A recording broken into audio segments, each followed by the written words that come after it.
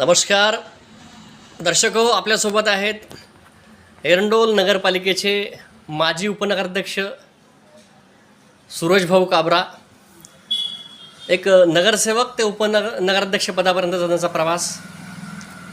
सूरजभाऊ, कुठल्या वर्षी तुम्ही नगरसेवक म्हणून निवडून आलात आणि त्यावेळची परिस्थिती काय होती? आणि 2005 ते 2011 हा आमचा नगरसेवक पदाचा कालावधी. बरं, कुठले कुठले तुम्ही वार्डात कामं केली आणि जनतेने तुम्हाला छान प्रतिसाद तेव्हा दिलेला होता?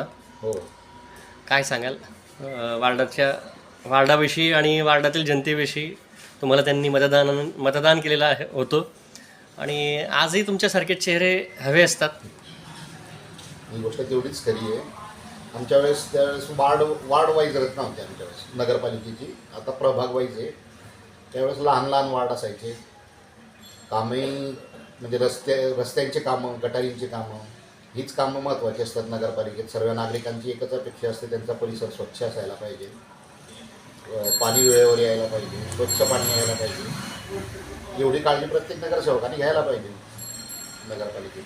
तर हे होते आपल्यासोबत उपनगराध्यक्ष सूरजभाऊ काबरा, ज्यांनी आपल्या 5 वर्षाच्या कार्यकाळामध्ये वेगवेगळी विकास कामं करत आपल्या उपनगराध्यक्षपदाचा, नगरसेवक पदाचा अमिट असा ठसा उमटवला आणि आता मात्र ते डेअरी व्यवसायात आहेत, एक उद्योजक आहेत.